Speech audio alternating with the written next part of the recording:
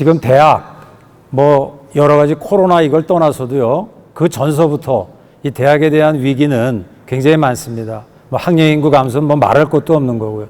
대표적으로 어떻게 되냐면 2019년도에 출생아가 30만이었습니다. 18년 후면 대학을 가죠. 2037년. 근데 지금 대학 진학률이 67%입니다. 우리가 공격적으로 60%를 잡아주면 18만 명만 대학을 갑니다. 근데 현재 입학 정원이 몇 명이냐면 49만 7천 명입니다. 31만 명 학생이 없습니다. 그것도 공격적으로 잡아줘도. 그러니까 그 여러 가지 수치상으로도 이미 나와 있는데 어떻게 대응할 것이냐 하는 것들입니다. 너무나 잘 알고 계신 거죠. 1차, 2차, 3차 얘기하는데 넘겨주세요. 이 4차가 특징적인 건 뭐냐면 동시 패션으로 간다는 거죠. 1차, 2차, 3차는 다 지난 다음에 명명을 했습니다. 이걸 1차라고 하자, 이걸 2차라고 하자, 이걸 3차라고 하자. 근데 4차 산업혁명은 정말 예측하기 어려운 시대인데 코비드19가 이걸 더 증폭시키는 것 같습니다. 그래서 이 4차 산업혁명이 갖고 있는 의미는 저희들이 앞으로 어떻게 진화될지 여러 가지 상황을 예측하기 어렵기 때문에 훨씬 어렵습니다. 그럼 한양대학은 어떻게 하는지 물어봤어요. 저 스스로도. 한양대학이 무슨 교육을 시키고 있지? 무슨 특징이 있지 물어보면 대답하기가 어렵습니다. 특히 이번에 저희들이 신임 학장님들 모시고 여쭤봤어요. 제가. 총장 업무보고 때 그 단과대학에서 가지고 있는 교육과 연구의 특징이 뭐죠? 한 몇 초간 침묵이 흐릅니다. 그 이유는 뭐냐면 뭔가 이렇게 내세울 게 별로 없는 거죠. 열심히들 특별한 프로그램들은 이렇게 할 수 있습니다. 정부 재정 지원 사업 받아서 특별한 프로그램 할 수 있지만 그 지속 가능성이라는 측면에서 어떤 교육과 어떤 연구를 해야 되느냐. 이때 사안은 사회를 전체를 다 사안으로 봐야 됩니다.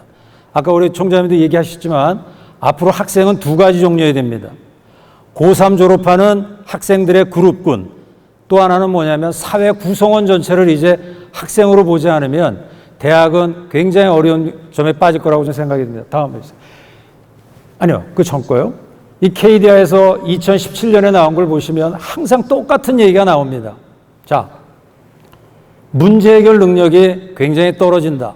OECD 국가 중에서 33개 중에서 29위니까 굉장히 낮은 거죠. 근데 이분들이 얘기하는 것들 중에 하나는 뭐냐면 업무 기반 학습. 이게 벌써 3년 전이니까 코비드 나오기 전입니다.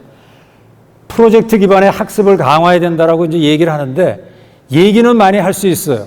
그럼 어떻게 우리가 이걸 적용하느냐 하는 거는 전혀 다른 얘기입니다. 여러분들 여기 교수님들 많이 계시지만 학교에서 교수님들한테 뭐를 이렇게 바꾸기에는 굉장히 어렵습니다. 본인 스스로 승진승급을 하시는 교수님들이시기 때문에 어떤 정책에 따라서 간다는 게 쉽지 않습니다. 다음. 근데 큰 변화입니다. 이제 공채를 다 포기하는 순서로 지금 가고 있습니다. 6월 20일자지만요. 이미 그 전에 현대, LG, 지금 KT, SK인데 이번에 LG에서 이제 공채를 좀 포기해야 되겠다. 이미 선진국에서 특히 미국 같은 경우는 아시는 대로 다 상시체제로 가는 거죠. 예전에 그냥 시험 보고 언제 한꺼번에 와가지고 시험 보는 그런 체제로는 이제 안 되겠다는 겁니다. 근데 여기의 특징은 뭐냐면 직무 능력 있는 사람을 그냥 뽑겠다는 겁니다. 그러니까 앞으로 대학 교육에 이제 그런 얘기들 많이 하죠. 대학이 직업교육 양성소냐라고 얘기를 하지만 사회에서 요구하고 학생들이 많이 취업을 하고 있는 이런 기업들에서 이제는 학생들한테 어떠한 스킬을 가졌느냐. 그 스킬이 없으면 안 되겠다는 거예요. 현실로 나타나고 있지 않습니까? 다음. 이건 WEF에서 발표한 겁니다. 이게 뭐냐면 인플로이어들한테 물어봤어요. 어떤 스킬을 가지고 있는 사람들을 요구하느냐 물어봤더니 2015년에 10가지 이제 스킬을 얘기합니다. 순위가 조금 바뀝니다. 1번이 컴플렉스 프로블럼 솔빙입니다. 5년 후도 변하지 않는 게 하나 있습니다. 아까 우리 KDI에서 얘기했지만 프로블럼 솔빙입니다. 문제 해결 능력 다 알죠. 이걸 어떻게 구현을 할 거지? 이제 이것이 이제 대학들이 갖고 있는 고민이라고 저는 생각이 듭니다. 다음에 주세요. 제가 이 책을 읽고 2번을 읽어봤어요. 스탠포드 인문학 공부라고 하는 건데요. 인문학에 대한 얘기 굉장히 많이 하죠. 근데 인문학이 저 위에 써 있습니다만 예측할 수 없는 미래를 준비하는 가장 유용한 방법이라고 이 저자가 얘기를 합니다. 4차 산업혁명은 여러 가지 얘기하면서 아까 제가 말씀드렸지만 미래를 예측하기 어렵기 때문에 인문학이 굉장히 중요하다는 겁니다. 특히 AI한테 어떤 걸 시키고 다 얘기를 하지만 결국 할 수 있는 건 다 사람이 하는 거기 때문에 이 앞으로의 인간의 삶, 어떻게 인간의 삶을 살아야 되지? 이거에 대한 고민은 굉장히 중요하고 생각하기 때문에 인문학도 앞으로 굉장히 저는 다른 방향으로 가서 아마 이 기술과 융합적인 문제로 가지 않으면 안 된다 이런 생각을 해봅니다. 특히 여러분들 4C 능력 많이 얘기하시죠? 크리티컬 띵킹, 크리에이티비티, 커뮤니케이션, 콜라보레이션 얘기하고 혹자는 또 다른 C, 컨버전스를 얘기합니다. 이 네 가지를 능력을 키우라고 얘기를 하는데 결국 어디서 배우겠습니까? 만약에 대학에 오면 강의실 또는 수업을 통해서 이루어야 되지 않겠습니까? 어떤 특별 프로그램으로 하는 건 아까 제가 말씀드리지만 일부의 학생들이 돈을 받아서 할 수는 있습니다. 근데 그게 그 학교 전체를 대표하느냐? 그건 퀘스천이 있는 거죠. 그래서 이거를 어떻게 고민하느냐라고 하는 것들이 지금 대학들이 갖고 있는 문제라고 생각이 듭니다. 다음에 있어요. 그래서 1년 만에 사직서 쓰는 신입사원들인데 그 좋은 기업에 들어갔지만 1년 후에 나오는 거죠. 근데 보실까요? 직무적성 부적응하고 조직 부적응입니다. 그러니까 회사들에서 요구하고 있는 아까 얘기하는 직무 능력을 가진 학생들을 뽑겠다는 게 맞는 것이 배치됐더니 자기가 원치 않는 조직에 가면 조직 부적응이 되는 거죠. 그러니까 거의 한 70% 정도가 자기 직무랑 맞지 않기 때문에 1년 만에 다시 나오는 겁니다. 이건 사회적으로도 엄청난 비용을 저희들이 지불하는 거죠. 자, 다음에 해주세요. 예, 그래서 이쪽에 오른쪽에 보시면 이제 수시 채용이 트렌드로 이제 가고 있다는 겁니다. 트렌드로. 예, 저희들이 압축 성장할 때 많이 뽑았지만 이제는 그렇게 못 뽑는다는 겁니다. 이건 비즈니스 인사이드에 나온 건데요. 여러분들 보시면 여러분들이 잘 아는 구글, 애플, 아마존, 넷플릭스가 학위를 요구하지 이제 않는다는 겁니다.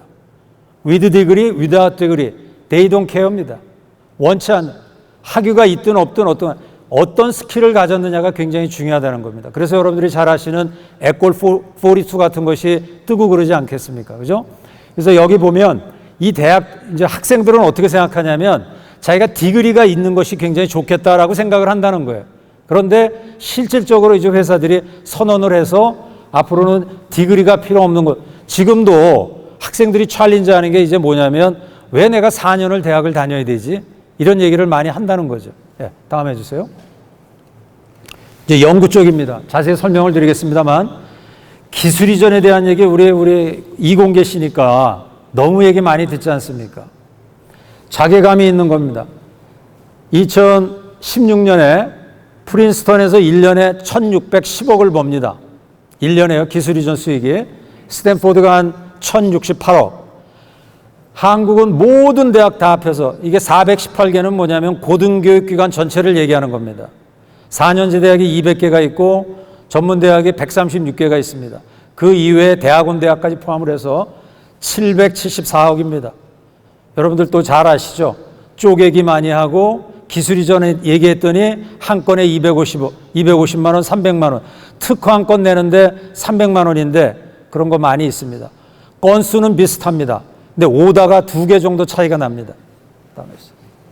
그래서 먼저 교육을 말씀드리겠습니다. 네, 다음 해주세요.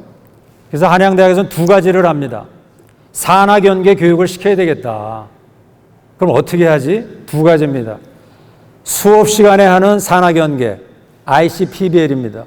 인더스트리 카풀드 프로젝트 베이스 러닝을 하고 있고요. 학교 바깥에서는 뭐를 산학연계를 어떻게 하느냐? 현장 실습입니다. 현장 실습이 워낙 이상한 방향으로 많이 유도가 됐지만 이 2가지를 통해서 산업체 또 사회, 아까 말씀드린 인문사회계 학생들도 현장 실습을 나가기 때문에 그 학생들은 자기 전공과 관련된 것들을 합니다. 그래서 이 2가지를 여러 가지 다른 프로그램이 있습니다만 2가지를 통해서 하는데 하나는 교과 과정에서 하고 하나는 산업체하고 연계돼서 이 2가지를 한양대학의 산학연계 교육으로 지금 추진하고 있고 실행을 하고 있습니다. 그래서 이 ICPBL은 PBL을 보자라는 뜻에서 IC도 되고요. 인더스트리 카풀드가 되기 때문에 산학연계입니다. 그때 산은 소사이어티를 다 포함하는 겁니다. 그러니까 모든 디스플린에서 다 할 수 있는 ICPBL을 운영하고 있습니다. 다음. 여러분들 올림공대 많이 아시잖아요. 그죠? 올림공대가 지금 한지 얼마 안 됐습니다.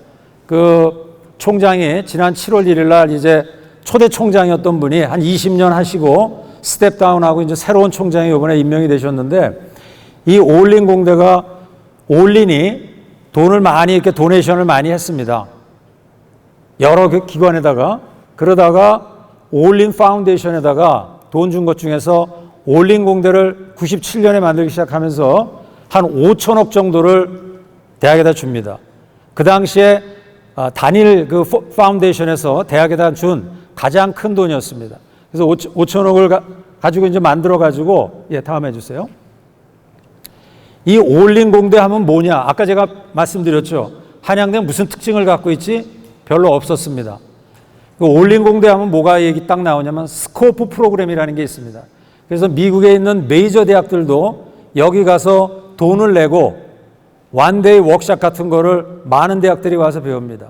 교육을 통해서 이 올림공대가 그런 걸 확산을 많이 합니다. 근데 이 스코프 프로그램은 뭐냐면 시니어 캡스톤 프로그램 인 엔지니어링입니다. 여기 3개 과밖에 없어요.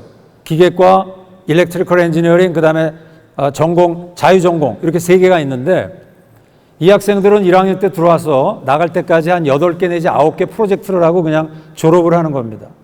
제가 한 번은 가서 그 학생들이 캠퍼스 투어하는 학생하고 이제 가봤어요. 이 친구가 1년, 우리로 얘기하면 재수, 카네기 멜론 들어갔다 재수를 하고 올림공대를 온 친구였습니다. 가서 봤더니 프로젝트를 하는데 여러 환경이 너무나 잘 갖춰 있는 거죠. 조그만 학교입니다. 근데 이 스코프 프로젝트는 마지막에 시니어 때 그냥 캡스톤 프로그램을 하는데, 기업들이 어떻게 하냐면 5만 5천 불을 한 프로젝트당 주는 겁니다. 기업에서요. 거기 있는 교수님은 테뉴어가 없기 때문에 월급을 자기가 가져온 그 프로젝트 내에서 12개 정도, 13개 정도 가져옵니다. 거기서 자기를 페이하는 겁니까? 얼마나 열심히 하겠습니까? 그걸 안 갖고 오면 자기 페이가 안 되는 거기 때문에 그 5만 5천 불을 내는데, 그럼 왜 내느냐? 처음에 시작할 때 학생들이 좋은 프로덕트를 낼지 안 낼지를 모르는 겁니다. 그렇기 때문에 그냥 5만 5천 불을 주니까 마지막에 파이널 프로덕트가 잘 나오면 회사한테 그거를 딜리버리를 해주는 겁니다. 회사가 IP를 다 갖는 거예요. 근데 처음에 얘네들이 좋은 거 나올지 전혀 모르기 때문에. 근데 옆에 한번 회사를 보세요. 아마존, 보잉, 마이크로소프트, 학생들이 안 가고 싶을까요? 이렇게 돼야 캡스톤이라는 게 되는 겁니다. 예, 우리도 캡스톤 많이 하고 있죠. 그럼 어떻게 운영되는지는 각 대학들이 잘 알 거라고 생각합니다. 그래서 여기서는 멤버십을 가지고 그 회사로부터 5만 5천 불 받고, 그러고 나서 이제 4학년 때 그 기업체들이 와서 거기서 캡스톤 프로그램 같은 거 가서 좋은 아이디어가 있으면 자기 회사에서 갖다 쓰는 겁니다. 네, 다음 해주세요. 예, 한번 보시죠. 저 서 있는 분이 초대 총장이었습니다.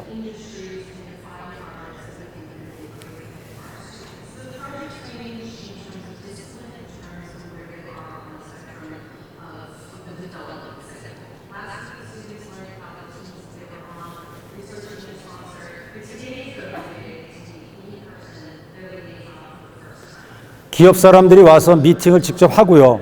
예, 진정성 있게 하는 겁니다.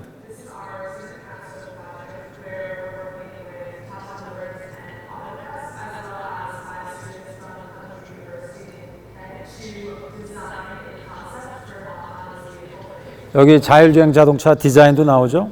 네. 자, 다음 해주세요. 그래서 한양대학에서는 ICPBL 메카라는 걸 하고 있습니다. 여기 C가 없지만 MECC나 CCA가 아니지만 4가지입니다. 하나는 문제 시나리오를 기업으로부터 받고 한 학기 내내 16주 강의에 기업체 사람들이 와서 평가를 해주는 머지형이 있고요. 현장 평가형은 뭐냐면, 문제는 교수님이 산학협력을 잘 하시는 교수님 같은 경우는 본인이 이제 문제를 크리에이트 하십니다. 그리고 현장 사람이 와서 평가해주는 이벨리에이트형이 있고요. 크리에이트형은 2가지 모두 다 교수님께서 하고 동료 평가들을 하는 겁니다. 앵커는 교수님께서 문제 시나리오를 기업체들이랑 잘 하고, 그리고 나서 문제 해결에 대한 그 현장에 대한 개입은 없는 겁니다. 그래서 이게 4가지를 하고 있고요. 그래서 여기 3가지로 구성되어 있습니다. 교수님들이 품이 많이 들어갑니다. 여기 지금 한양대학교 우리 교수님들 계신데 아마 안하구 교수님 계실 겁니다. 하는 교수님들도 많이 계시고요. 지금 이제 시작을 하고 있는 겁니다. 2016년도에 시작을 했고요. 그래서 시나리오 개발을 통해 가지고 교수님이 문제를 잘 만듭니다. 그리고 문제 해결 과정으로 가고 평가로 이렇게 이루어지는 이런 형태가 됩니다. 예를 들어서 화학과를 제가 하나 예를 들면요. 1학년 학생들 화학 그 실험하라 그러면 굉장히 싫어합니다. 짜증내고. 화학과에서 지금 이 ICPBL을 어떻게 하고 있냐면 이게 문제입니다. 예를 들어서 우리 한양대학교 학생들한테 이제 도서관에 오면 PC를 줍니다. 그 PC를 이제 갔는데 얘가 커피를 들고 온 거예요. 그러니까 오다가 졸다가 커피를 노트북에다 쏟아버렸어요. 그러니까 이 친구가 보다가 겁이 나잖아요. 이게 학교 건데. 그래가지고 슬쩍 이제 나갔단 말이에요. 나가는데 누가 나갔는지 잘 모르잖아요. 그냥 빌려왔고 어찌됐든. 근데 CCTV가 없는 겁니다. 근데 그 도서관 나갈 때 CCTV가 있는데 그 시간대 한 친구가 스타벅스 들고 나갔고 한 친구는 이디야 커피를 나갔는데 범인 찾아라. 이런 문제인 겁니다. 그러니까 똑같이 화학 분석을 하지만 팀으로 구성을 해서 그런 식으로 지금 교육을 하고 있는 것들이 문제 해결형, 이쪽에 있는 MEC의 크리에이트형이 되겠습니다. 다음 해주세요. 수업의 예시입니다. 감성 경험 디자인 같은 경우는 토니 몰리에서 문제를 받는 겁니다. 저게 문제 시나리오입니다. 그러고 나서 토니 몰리 사장이 와가지고 마지막 품평회 할 때 해서 장학금도 전달하고 하는 이런, 왜냐하면 파이널 딜리버리를 회사한테 해주기 때문에 그 회사에서 이제 고맙다고 하는 겁니다. 다음. 문화 콘텐츠 이해 같은 거는 가디언즈 오브 갤럭시에서 이걸 어떻게 흥행을 해야 되느냐. 그러니까 자기가 제작자 입장에서 이걸 어떻게 마케팅을 해야 되지. 그래서 결국 디즈니 코리아 담당자가 평을 해주는 겁니다. 학생의 아이디어는 현장에서 접목하기가 쉽다. 자기 전공과 관련돼서 나가야 되기 때문에요. 다음. 이건 건축공학 실용 건축재료라고 하는 이공계 얘기입니다. 교수님께서 문제 시나리오를 만듭니다. 3D 프리올이라고 하는 회사와 함께 콘크리트를 가지고 세상에 있는 여러 가지 재료인데 공학적인 이론 그리고 4차 산업혁명 여러 가지 툴을 활용을 해서 만들어라. 그래서 결국은 이게 지금 그 콘크리트 갖고 만든 겁니다만 학생들이 아이디어로 스피커도 만들고 해서 상용화 지금 진행 중에 있습니다. 다음. 면역학 실험입니다. 이 수업 이름이고요. 종근당에서 문제를 받는 겁니다.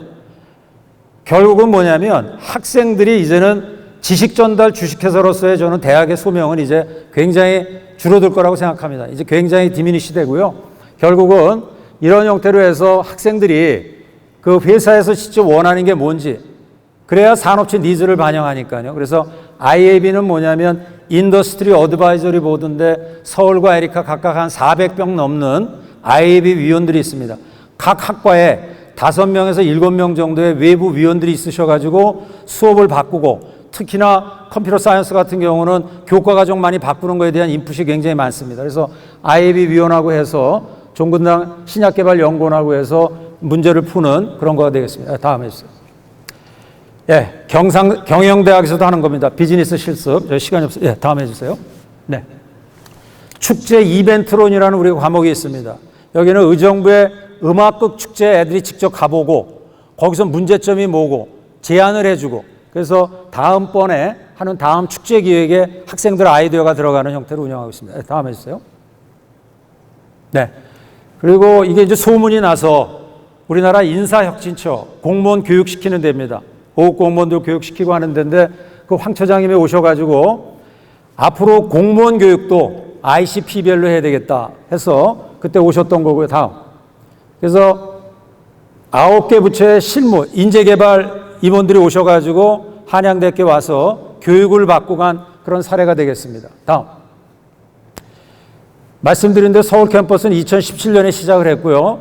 아직도 갈 길이 너무 멉니다. 154 학생 수가 시작해서 지금 3,900명 정도 늘어났고요. 굉장히 많이 늘어났습니다. 누적 학생 수입니다. ICPBL 강좌 수도 처음에 3강좌가 시작됐습니다. 얼마나 큰 그 강좌 수가 많이 있겠습니까? 근데 현재 154강좌가 가지고 있고요. 교원 수도 많이 늘어났죠. 41명, 120명 이렇게 늘어났는데 다음 해주세요. 서울 캠퍼스에 그 PBL 수강 학생 수가 있었고 이쪽에 오른쪽을 봐주시면요. 동일 교수님이 동일 과목을 옛날 방식으로 했을 때하고 ICPBL로 했을 때인데 만족도가 좋습니다. 3.9, 4.4 저렇게 늘어나기가 학생들 평가가 굉장히 박합니다. 학생들이 내린 거고요. 수업 만족도도 재밌습니다. 왜냐하면 학생들이 팀을 짜가지고 대개 한 30명에서 40명을 가장 좋은 PBL 강의를 할 수 있다라고 교육학에서 하시는 분들이 얘기를 합니다. 그러면 학생들이 한 5명이면 8팀 또는 뭐 6팀 이렇게 해가지고 팀을 짜서 하는 겁니다. 그래서 교수님들이 이론도 가르치시지만 그래서 블렌디드 러닝을 많이 합니다. 요즘에 뭐 좋은 강의들 워낙 많기 때문에 그렇게 하시고 문제 주고 와서 하고 그래서 레스 티칭 모아 코칭이라고 하는 그런 개념입니다. 네, 다음 해주세요. 에리카 같은 경우도 1년 먼저 했었습니다. 에리카에서. 그래서 96명의 학생이 있다가 5,000명으로 에리카에서 출발이 됐기 때문에 굉장히 학생 수가 더 많고요. 여기도 이제 만족도 같은 경우 굉장히 좋습니다. 네, 다음 해주세요. 그 유네스코가 PBL 센터를 운영하고 있습니다. 그래서 유네스코 프로파일즈 인 PBL이라고 거기에 전 세계 20개 대학이 있는데 이게 등재가 되어 있는 프로그램입니다. ICPBL이. 그래서 한국에서도 지금 서울대를 비롯해서 133개 대학들이 이거 다 오픈해 놨습니다. 교수님들이 제일 어려운 게 뭐냐면 문제 시나리오를 어떻게 만들지, 학생들 평가를 어떻게 하는 거지, 학생들 간의 피어 리뷰는 어떻게 하지, 그 자료를 단과대학별로 과별로 다 자료를 업로드 했습니다. 그래서 그냥 다운로드 받으시면 되고요. 그래서 12,000건의 다운로드가 2020년 2월 현재 있었고요. 그래서 이런 형태로 앞으로 이제 교육이 바뀌어야 된다는 걸 알겠는데 어떤 플랫폼이 있어야 된다. 그래서 한양대학은 ICPBL이라는 플랫폼을 갖고 움직이고 있다 말씀드리겠습니다. 다음. 처음에는 많은 대학에서 이제 오셔가지고 해서 2017년도에 그냥 무료로 진행을 했습니다. 근데 워낙 많이 오셔가지고 유료화를 했습니다. 팁을 드리자. 팁은 뭐냐면 Together Impressive 프로그램입니다. 함께하는 인상적인 프로그램인데 점점 들어서 작년에 5,200만 원 정도. 그래서 거기에 있는 그 팀원들 프로페셔널으로 그냥 가져가시는 겁니다. 저희들 8명의 지금 ICPBL 센터에 서울과 이렇게 각각 8명, 7명의 그런 전문 연구원들이 있습니다. 물론 교수님들도 계시고요. 그래서 여기 보시면 아까 이게 국외 정부기관 같은 경우는 아까 얘기한 인사혁신처를 비롯해서 그 정부기관의 인재를 담당하는 그런 분들이 오셔서 했던 겁니다. 네, 다음 해주세요. 현장 실습입니다. 이건 문제 많죠. 여러 가지 형태의 그냥 갖가지 문제들이 많아서 뭐 현장 실습 나갔더니 열정페이다 이런 것들이 많은데 아시는 대로 미국에서는 코업이라고 그냥 얘기를 칭하죠. 코오퍼레이티브 에듀케이션. 산과 학이 같이 협력을 해야 된다. 예, 다음. 예, 다음 해주세요. 워터루 대학 보시겠습니다. 빌 게이츠가 가장 뽑고 싶은 졸업생이 워터루 대학 졸업생입니다. 여기는 4개월씩 6번을 나갑니다. 예, 그래서 많이 저 설명들도 많이 됐고요. 예. 빌 게이츠 나오죠?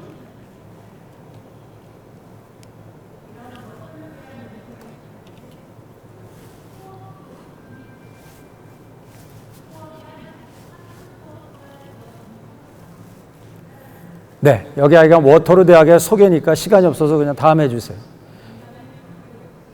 네, 다음 눌러주세요. 조지아텍입니다. 조지아텍이 1912년서부터 코업을 시작했습니다. 지금 조지아텍이 그 공대로서 베스트 5 안에 지금 계속 들어가고 있죠. 근데 이 조지아텍의 특징을 딱 물어보면 코업이라고 얘기를 합니다. 1년에 한 3,100명 정도가 나갑니다. 1년에요. 이 친구가 이제 나사에 가서 이제 일을 했던 거를 이제 얘기를 하는 겁니다.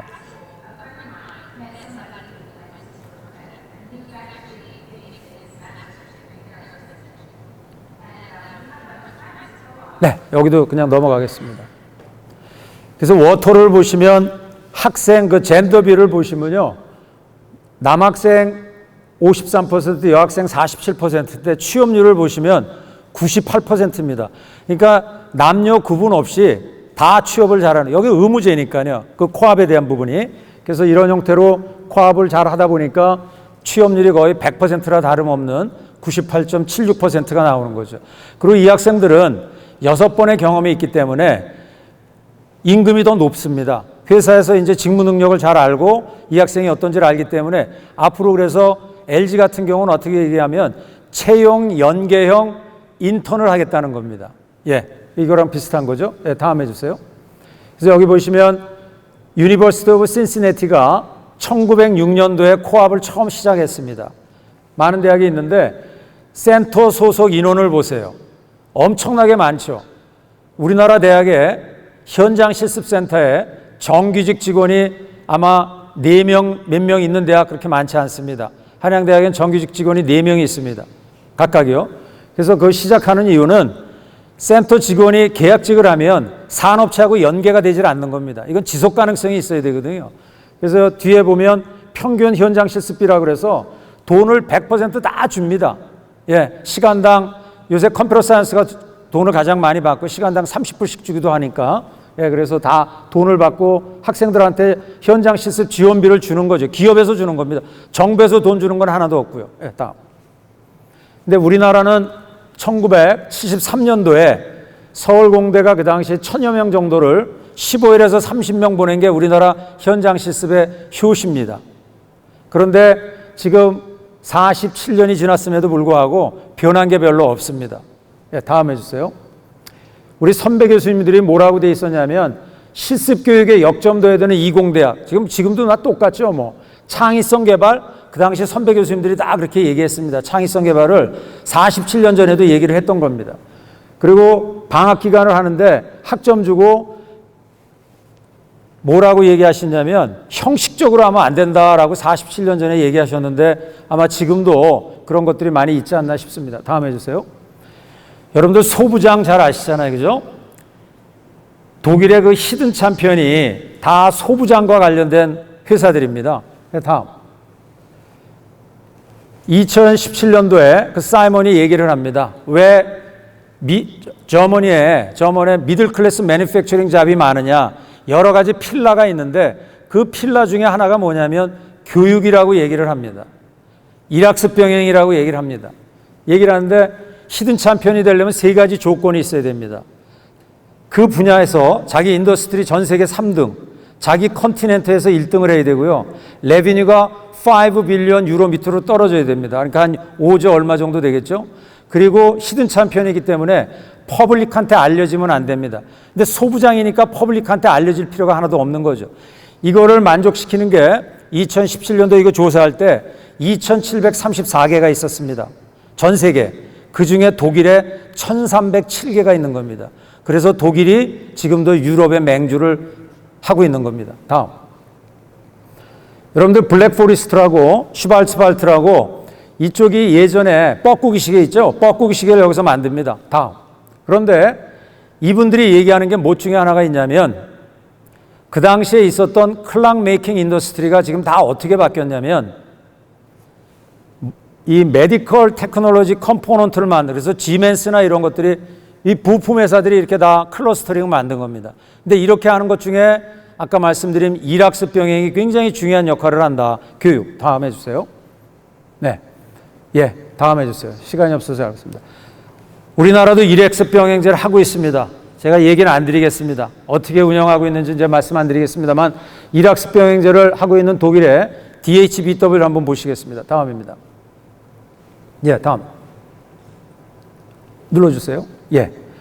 바덴 뷰텐부르크라는 그 주에서 시작을 했는데, 다음 해주세요. 시작이 1974년도에 스투트가르트에서 처음 시작을 했습니다. 근데 요청은 뭐였냐면, 다임러 벤츠하고 보쉬하고 회사가 스킬드 워커가 별로 없다. 그래서 회사의 요청에 의해가지고 이 DHBW를 만들게 됐는데, 우리가 얘기하는 거랑 똑같습니다. 다음 해주세요. 경영이 굉장히 많습니다. 오히려 공대가 많을 것 같지만 61%가 비즈니스 스쿨이고 엔지니어링이 32%입니다. 다음 해주세요. 네. 9개가 있고 현재 한 3만 4천 명 정도의 학생이 있습니다. 그리고 10,000개 정도의 회사가 그 DHBW 그 대학에 10,000개 정도 회사가 코퍼레이트 반드시 아까 말씀드린 현장 실습을 할 수 있는 그런 회사가 10,000개 정도가 있습니다. 네, 다음 해주세요. 2가지입니다. 거기도 이론과 프랙티컬한 걸 그냥 같이 해보자. 우리가 알고 있는 거랑 다 똑같습니다. 근데 차이는 뭐냐면 한다는 거죠. 실질적으로 진정성 있게. 그 차이가 있습니다. 다음에 있어요. 네, 이 회사들이 일학습 병행제에 참여하고 있는 회사입니다. 그러니까 학생들이 가고 싶잖아요. 과연 우리나라 일학습병행제 하고 있는 회사들하고 그 차이가 뭔지 이런 걸 보면 보시니, 코카콜라, 페스토, HP 뭐 이런 회사들이 거기에 다 참여를 하고 있습니다. 다음 해주세요. 예, 다음 해주시죠. 여기 이제 특징이 있는데 뭐냐면 두 번째가 학생들한테 다 돈을 준다는 거예요.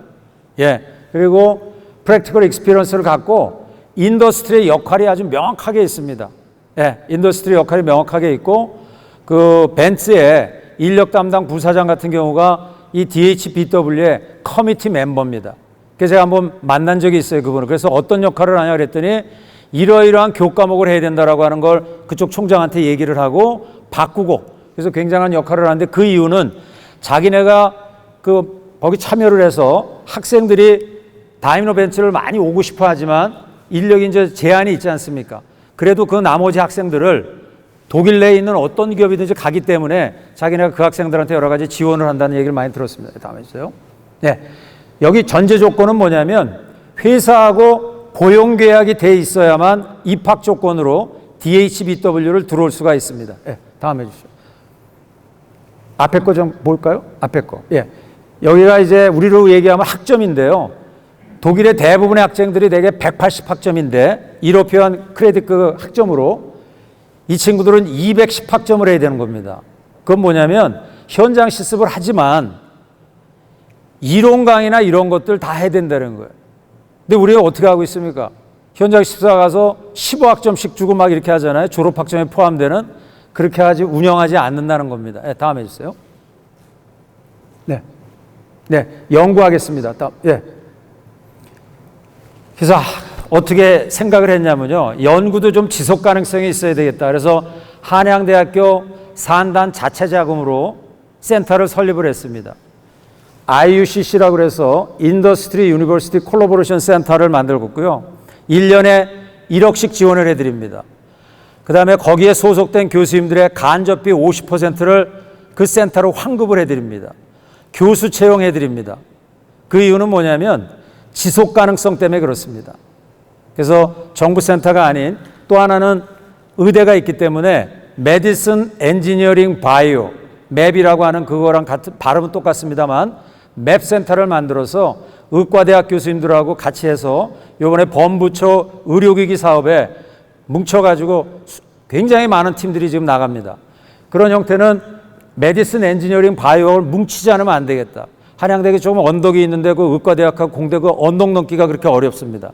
그래서 물리적인 공간은 넘지만 이게 언덕이지만 플랫하게 사이버 공간상에서 하자 그래서 MEB 센터를 라이프 사이언스 분야를 했고요. 인문사회교육도 한양 휴머니스 인핸스먼트 센터에서 H스퀘어 이스에서 인문학원 매년 5천만 원씩 지원을 해드립니다. 간접비 그분들도 50% 환급해드리고요. 예, 다음 말씀드리겠습니다. 예, 넘겨주세요. 여러분들 오하이오 주립대학에 기어랩이라고 있습니다. 여기 현대자동차이신 분들 계시겠습니다만 ERC로부터 출발이 됐습니다. 1980년도에 지금까지도 운영되고 있습니다. ERC 우리나라 중에서 30년 동안 20년 동안 지금 운영되고 있는 센터가 전 몇 개인지 잘 모르겠습니다. 여기 보시면 맨 처음에 3개의 기업과 스폰서십을 맺었는데 지금은 어떻게 운영되냐면 멤버십 피로 운영하고 있습니다. 100명 이상 사업장은 연회비를 14,500불을 내야 됩니다. 처음에 들어갈 때는 한 5,000불 내고요. 100명 이하는 5,000불, 2,500불을 내서 다음 해주세요. 현대가 3개의 회사가 여기 지금 멤버십 피를 내고 있습니다. 거기 홈페이지입니다. 테슬라, 크라이슬러, 포드, 그다음에 우한자동차 해가지고 전 세계 한 82개 기업이 1년에 14억을 멤버십 피로만 받습니다. 그럼 어떤 제공을 해주느냐? 그 회사에 스테이트 오브 아트 원하는 것들이 있으면 그 센터에 또 스테이트 오브 아트가 있지 않겠습니까? 정보의 접근성입니다. 자기네가 세미나 할 때 몇 명 초청 공짜로 해주고 우선권 주고 클로즈드로 하는 거기 때문에 오픈 투 퍼블릭이 아닙니다. 그래서 그런 형태로 해서 멤버십하고 그 회사랑 연구비 따로 하고 예 그러니까 자기네가 멤버십 비로도 유정해서 거기에 포닥들도 많고 그래서 정부 지원 없이 그렇게 운영이 되는 겁니다. 과연 우리나라에 이런 센터가 있나? 저는 한양대학에는 이런 센터가 없었기 때문에 IUCC하고 MEB를 만들게 됐습니다. 이게 지금 한양대학에 5개입니다. 300명의 교수님들이 어플라이를 하셨어요. 2019년도에 제가 총장 취임하고 나서 봤는데 굉장히 많은 분들이 어플라이 하신 겁니다. 많은 분들이 떨어졌습니다. 그래서 우리 저 배터리 센터는 저기 선양국 교수님이신데 하여간 그분 지금 하고 계시고요. 극자에서 노광기술과 관련돼서 우리 학교 교수님, 또 복합재료, 그 다음에 근데 아키마서부터 시작해서 현대, 이분들이 다 지금 멤버십 피를 내고 있습니다. 배터리 센터 같은 경우는 멤버십 피로만 지금 7,500만 원씩 1년에 지금 그분들이 커미트를 하신 겁니다.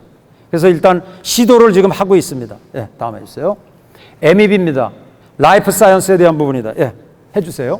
아까 이거에 대한 이제 이유입니다. 예, 다 해주세요. 여러분들 에드워드 테일러라는 분인데 이제 돌아가셨습니다. 2017년에 94세로 돌아가셨는데 이분이 프린스턴 화학과 교수입니다. 1984년도에 본인이 이제 컴파운드의 그 프로퍼티, 그 조직 구조에 대한 걸 연구를 하시다가 릴리라고 하는 파머스티컬 컴퍼니하고 산학 협력을 하게 됩니다. 화학과 교수님이신데요.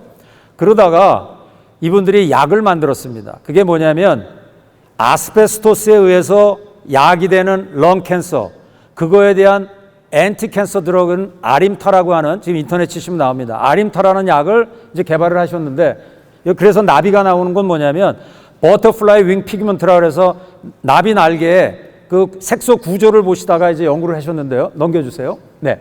그래서 여기 보면 마지막 돌아가시기 1년 전에 이제 프린스턴에 왔어요. 그래서 물어봅니다. 학생들이 어떻게 하다가 그런 약을 개발했냐 그랬더니 자기는 연구할 때 꿈에도 그거를 개발할 건 생각을 하지 못했다. 자기 분야하고 산학협력을 통해 가지고 했는데 프린스턴의 화학과 빌딩을 거의 이분이 지어주셨다고 보면 좋습니다. 지금 나와 있는 화학과 빌딩이요. 네, 다음 해주세요. 자, 이걸 보시죠. 라이프 사이언스 관련돼서 얼마나 이 라이프 사이언스가 중요하냐면요. 저게 미국 대학들의 연구비하고 수입액 비율입니다. 프린스턴을 보시면 그 누적 연구비 대비 총 수입액 비율이 굉장히 높습니다. 그런데 1등서부터 10등까지 대학들을 쭉 보시면 의학학이 없는 대학이 딱 2대학이 있습니다. 프린스턴하고 MIT를 제외한 나머지 대학들은 다 의대 약대가 있는 겁니다. 그래서 사실 기계전자에서는 100억씩 기술 이전이 일어나고 이러기가 쉽지 않습니다. 네, 굉장히 디스트럭티브한 것들은 이쪽을 봐주시죠. 그래서 2015년도 기준인데 지금 뭐 이건 아우텀에 들어가서 다 조사를 한 건데요. 그 다음에 업데이트들이 많이 안 됐습니다. 2015년도에 라이프 사이언스 분야를 봤을 때 프린스턴이 4건의 IP를 가지고 1,600억이라고 하는 기술 이전을 받는 겁니다. 이쪽에 있는 게 뭐냐면 기술 이전 건수, 라이프 사이언스인데 앞에 게 전체 대학의 기술 이전 건수입니다. 프린스턴의 16건 중에서 4건의 기술 이전인데 96%가 다 라이프 사이언스에서 나오는 겁니다. MIT 쭉 내려가시 여러분들 그 유니버시티 텍사스 같은 경우도 마찬가지고요. 그래서 1등서부터 79등의 쭉 그 기술 이전을 봤을 때 의약대가 없는 게 미국에서 13대학밖에 되지 않습니다. 대부분 다 의대 약대가 있는 대학들이, 근데 그걸 활용을 지금 많이 못해서 한양대학 같은 경우는 그 역할을 지금 하려고 노력을 하고 있습니다. 예, 다음 해주시죠. 예, 근데 여기를 봐주시면 이게 이제 그 대학들의 TA로 있는 분들한테 이메일을 이제 주고받은 겁니다. 보시면 몇 개 few invention에서 다 $1,000,000 이상의 기술 이전이 나오는 거다 얘기를 합니다. 근데 그거는 다 대부분 라이프 사이언스고 메디컬 릴레이트고 이거는 대부분 대학이 똑같다라는 얘기를 합니다. 그분들이 쓴 것입니다. 대부분 다 똑같고요. 그리고 물어봤습니다. 어떻게 하면 기술 이전 잘하느냐 물어봤더니 아주 답은 똑같습니다. 어떤 얘기냐면 기술 이전 잘하는 교수님 뽑아야 된다는 거예요. 그 이유는 대학에 있는 TA로는 바깥에 있는 TA로에 대한 기술 이전을 할 수가 없고 대학 내에서 TA로이기 때문에 교수님들이 TA로 안 하면 그분들은 할 일이 없습니다. 네. 자, 다음에요. 이제 시간이 없어서 네. 이게 지금 우리 학교에서 라이프 사이언스의 의과대학 교수님들이 5개가 하고 있고 저 회사들이 참여했다는 말씀드리고 다음 해주세요. 예. 인문학. 예. 넘어가시죠. 시간이 없네요. 이게 인문학 쪽에 지금 영문과 교수님이 인지과학 융합연구센터라는 걸 하고 계시고 그 다음에 과학철학과에서 AI과 관련된 윤리법센터 인문 쪽에서 하고 있습니다. 예. 다음 해주세요. 제가 이제 에리카를 좀 설명드리려고 합니다. 처음에 누구도 주목하지 않았던 대학이었지만 꾸준히 노력을 해서 이제 완전히 많이 탈바꿈이 된 대학입니다. 예, 가시죠. 제가 이랬었습니다. 예, 말 타고 다녀도 되는 황량한 벌판이었는데 지금 많이 바뀌었고요. 똑같은 땅이었습니다. 다음. 다음에 에리카란 뜻은 학교가 중심이 돼서 산업체와 연구소를 모았다. 그래서 Education Research Industry Cluster at 안산. 그래서 에리카라는 의미고요. 다음. 이렇게 바뀌어서 현재 지금 세계 정부 출연 연구기관이 들어와 있고 LG 이노텍 중앙연구소가 같이 들어와 있습니다. 다음. 2019년도에 아주 랜드마크적인 세 개 사업을 저희들이 수주를 했습니다. 이건 뭐냐면 우리 학교에 있는 땅을 바꾸는 겁니다. 그래서 캠퍼스 혁신파크는 뭐냐면 학교 부지를 첨단 산업 부지로 바꿔주는 겁니다. 용적률이 400%로 올라갑니다. 학교 부지를요.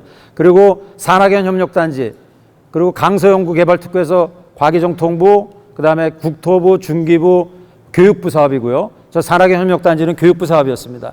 그래서 지금 완전히 학교 전체를 트랜스포밍 하고 있습니다. 다음. 이렇게 지금 56,000평의 부지에 앞으로 이렇게 바뀌어 나가는데 이게 다 정부에서 이제 지어주고 저희들이 그 땅에다가 기업들을 유치합니다. 그래서 저희들이 지금 대기업에, 모 기업에 지금 데이터 센터를 5,500평 부지에 이제 유치를 합니다. 다음에 주시죠. 이렇게 바뀌어 나갈 겁니다. 다음에. 이게 시스타인데요. 참 눌러주세요. 이 시스타가 한양대 에리카랑 전 굉장히 비슷하다고 봅니다. 시스타가 이랬었습니다. 스톡홀름에서 한 15분 정도 됩니다만 거의 그냥 군사훈련장이었습니다. 다음 해주세요. 여기에 에릭슨이라고, 눌러주세요. 눌러주세요. 그냥 계속 눌러주세요. 이 에릭슨이라고 하는 연구소가 들어와서 이렇게 바뀌었습니다. 현재 모습입니다. 다음. 다음 눌러주세요. 눌러주세요. 두 대학이 있죠. KTH 왕립공과대학하고 스톡홀름 유니버시티가 IT는 그 안에 그냥 들어가 있습니다. 1,000명의 학생이 들어가 있기 때문에 여러분들 산암융합지구 아시잖아요. 이렇게 운영이 돼야 되는 겁니다. 산단 캠퍼스도 마찬가지고. 다음 해주세요. 학과가 이 안에 들어가 있습니다. 디파트먼트가 그냥 그 시스타, 그 클러스터 안에 들어가 있습니다. 다음 해주시죠. 눌러주세요. 다 회사입니다, 이게. 회사. 다음 눌러주세요. 눌러주시죠. 그리고 핀란드의 땀페라 대학이라고 있습니다. 근데 이 대학도 결국은 뭐냐면 테크노파크하고 같이 붙어 있습니다. 이름이 알려지지 않은 대학이지만 다음 눌러주세요. 이 대학이 자기가 가지고 있는 거는 다 산학 연계되는 분야들입니다. 다음 연결주세요. 넘겨주세요.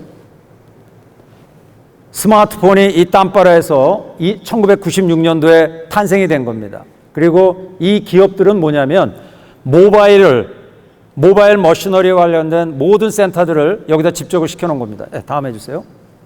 이제 다 됐습니다. 앞으로 코비드19는 저는 버추얼 러닝, 이 버추얼 러닝은 이제 대학의 진짜 뉴 노멀이 될 거라고 생각을 합니다.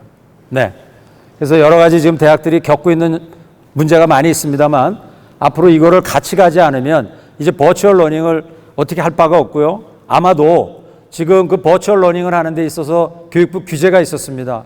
근데 아마 규제가 릴리브가 전 될 거라고 생각을 합니다. 100% 온라인 강의를 할 수 있는 그런 그 학위들도 아마 받을 수 있는 날이 오지 않을까 싶습니다. 다음 해주시죠. 이거 마지막으로 보여드리겠습니다. 제가 우연히 이거를 하게 됐습니다. 2019년도에 인디애나 유니버시티 블리밍턴에 있는 인디애나 대학에 데이터 사이언스, 거긴 공대는 없지만 스쿨 오브 컴퓨팅 인포메틱스가 있습니다. 여러분들 졸업생 명단을 보시면요. 마스터 오브 사이언스 레지던셜, 학교에서 근무하는 해서 하겠다는 친구들하고 데이터 사이언스, 마스터 오브 사이언스 온라인인데요. 레지던셜이 20명입니다. 온라인이 몇 명이냐면 무려 44명입니다. 2배가 넘는데 굉장히 그쪽으로 좀 디맨딩이 있다는 거예요. 물리적으로 오기가 싫다는 거예요. 그러니까 이게 데이터 사이언스 같은 경우는 온라인으로 충분히 할 수 있기 때문에 폭발적으로 늘어나고 있습니다. 조지아텍이 지금 컴퓨터 사이언스가요, 마스터 과정에 114개 국가에서 8,774명이 등록이 되어 있습니다. 근데 거기에 그 학생들이 이제 뽑을 때요, 토플 다 요구하고 학교 성적 다 요구하고 그 누가 가르치느냐? 오프라인 교수님들이 정년 트랙 교수님들이 다 가르치시는 겁니다. 얼마냐면 8,000불입니다. 이제 앞으로 우리나라 한국 학생들도 거기 등록을 많이 돼 있습니다. 그러니까 이런 형태이기 때문에 앞으로 정말 변하지 않으면 이제는 회사가 아까 말씀드린 대로 직무 능력을 원하는 학생을 뽑는데 이게 그냥 졸업식 때 나온 겁니다. 윈터 2019 디그리이기 때문에 이게 현상이거든요. 예, 그래서 온라인이 레지덴셜보다 굉장히 좀 많은 상태가 됐다. 예, 다음 해주시죠. 예, 그래서 제가 던지는 겁니다. 우리 학교 구성원들한테도 제가 말씀드리는 건데, 여러분 피터 드러커가 어떤 얘기를 했냐면 격변기에 있어서 최대 위험은 뭐냐면 격변기 그 자체가 아니라는 거예요. 과거 방식, 옛날 이퀘이션으로 현재 문제를 풀려고 하기 때문에 그게 안 된다는 겁니다. 저는 이게 코로나 때 너무나 많은, 이거 돌아가셨지만 어떻게 저렇게 얘기를 하셨을까 그런 생각이 듭니다. 그래서 학교에서도 과거 방식으로 우리가 대응하고 있지 않나. 근데 학교는 움직이기가 너무 어렵습니다. 왜냐하면 매스 이너셔가 너무나 큽니다. F=MA에서 이 M 값이요 어마무시합니다. 한양대학에 만약에 1,500명의 교수님이 있다 그러면 서메션 I 고 1서부터 1,500입니다. 그러니까 분모가 거의 무한대죠. 그렇죠? A는 M분의 F 아닙니까? M이 거의 무한대이기 때문에 force를 무한대로 주지 않으면 A는 거의 0으로 가기 때문에 대학이 변화하기가 너무 어려운 겁니다. 그래도 하여간 여러 가지 정책을 통해서 가려고 노력하고 있습니다. 다음 마지막 장입니다. 그래서 결국은 뭐냐면 실천을 하지 않으면 안 된다. 예, 그래서 이 보네포라는 분이 독일에서 가장 존경하는 신학자입니다. 여러분들 잘 아시는 대로 히틀러를 암살하는 조직에 가입했다가 37살 때 잡힙니다. 그리고 수용소에 들어갑니다. 그러고 나서 여러분들이 잘 아시는 히틀러하고 군인들하고 회의하다가 폭탄 터졌는데 군인들 다치고 히틀러 안 다쳤죠. 그래서 누가 여기에 가담됐느냐 그랬더니 본헤퍼. 그래가지고 이 본헤퍼 이분을 처형을 합니다. 39살 때. 근데 이분이 얘기하는 것이 실천이라는 건 생각에서 나오는 게 아니다. 결국 뭐냐면 책임질 준비를 하는 것만 나올 수 있다라고 그러는데 저를 비롯해서 우리 한양대학도 이 구성원에 그분들을 잘 이렇게 실천할 수 있도록 이끌어야 되는데 쉽지 않다는 말씀드리면서 제 강연을 마치겠습니다. 감사합니다.